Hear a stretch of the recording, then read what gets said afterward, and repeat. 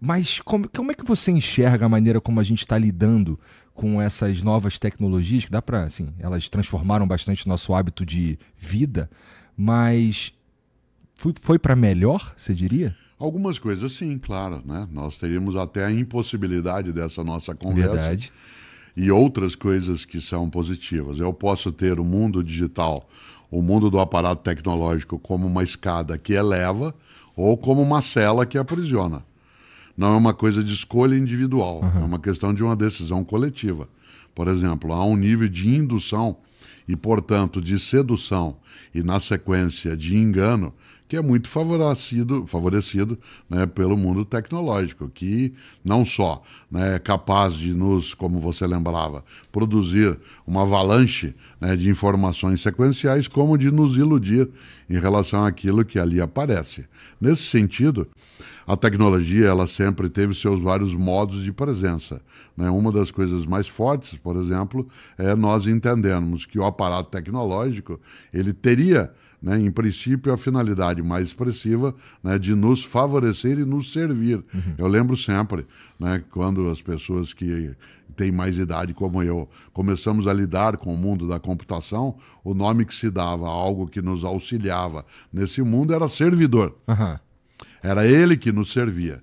Quando ele para de nos servir e é você que a ele serve, isto é, quando há uma postura submissa, uma postura ingênua, uma postura que, entre outras coisas, perde algo, né, que o Pedro Cortella, um dos meus filhos, que lida muito com esse tema, chama de pensamento crítico, em que você seja capaz de ter o bom uso. Né, aquela ideia mais marcante de algo que não é para recusar. Eu uso uma expressão sempre, Igor, cautela com a informatolatria, que é a adoração do mundo digital, mas também com a informatofobia, que é o pânico em relação a essa questão. Qualquer coisa que a humanidade tenha trabalhado sempre tem essa dupla possibilidade, no mínimo. No mínimo. Né? Portanto, porque, inclusive, acho que a maioria das invenções da humanidade a gente já usou para destruir a humanidade. Se nós imaginamos uma das coisas que um brasileiro auxiliou a trazer, que é a aviação, o Santos Dumont, é a mesma que pode levar alimento numa região de horror, também bombardear aquele que está submetido ao horror que você tem que levar o alimento para salvá-lo. Isso significa o quê? Que tudo tem dois lados, pelo menos. Né? O grande Guimarães Rosa, ele um dia produziu um conto que tem uma ideia absolutamente impossível e magnífica, que é a terceira margem do rio. Né? A terceira margem do rio. Essa impossibilidade lógica indica um pouco a gente pensar, trazendo aquilo que você levantou, esse mundo que agora está, ele é muito sedutor. Ele produz, entre outras coisas, um encantamento e um enfeitiçamento. Né? É muito difícil você resistir a algo, né, que vai te estimulando, vai te oferecendo um retorno, né, de satisfação imediata para que você dali se desconecte. Né? Portanto, ele é viciante. O que é um vício? É aquilo que você não pode interromper quando deseja. Né? E, nesse sentido, estar viciado nisso leva a uma condição em que a gente confunde informação com conhecimento.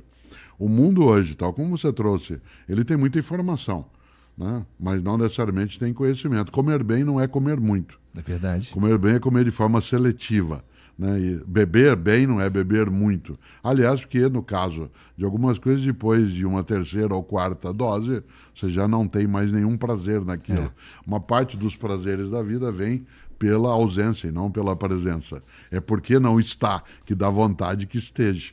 Né? E nesse sentido, o mundo tecnológico, ele sim nos serve. Eu, quando eu estou num hospital, eu desejo que a tecnologia ali seja absolutamente avançada. Mas no meu cotidiano, eu fico olhando, por exemplo, agora a inteligência artificial, o modo como ela pode, de um lado, favorecer, né, a aceleração de tarefas, o poupar tempo liberado, mas pode iludir também. Pode. Eu, no cotidiano, né, sou vítima de falsificações em relação a coisas minhas. Todos os dias aparecem dezenas, né, de postagens em que se simula a minha voz com um conteúdo que não é meu e que, de uma certa maneira, porque não é autêntico, ilude as pessoas. Não significa que eu não poderia falar aquilo, eventualmente até teria alguma adesão, mas coisas que estão ligadas especialmente no campo da religião. Eu sou muito cumprimentado por coisas que não disse. Né? E, portanto, isso, de um lado, poderia até se imaginar que eu ficaria feliz pelo afago, mas não. A autenticidade é uma coisa boa. Agora eu vou dizer uma coisa que você que foi professor e eu que o sou gosto. Né? A autenticidade é decisiva para que eu possa dar valor àquilo que faço. Tirar 10 numa prova que você ou eu colamos não tem o mesmo gosto que tirar 5 numa em que você tem aquilo como resultado do esforço. É verdade. Aquilo que é mera simulação é mera simulação. Os gregos antigos chamavam de quimera. Né? Quimera, que era um monstro fantasioso. Né? Portanto, a percepção quimérica. Os hinduístas chamam de Maya, a ilusão. Então, essa forma que, de um lado, nos atrai, nos favorece, nos encanta, como eu dizia, e por outro lado, também pode nos iludir, né? Nos enganar, ela é algo que nós temos que tomar uma decisão. Afinal de contas, quem serve quem?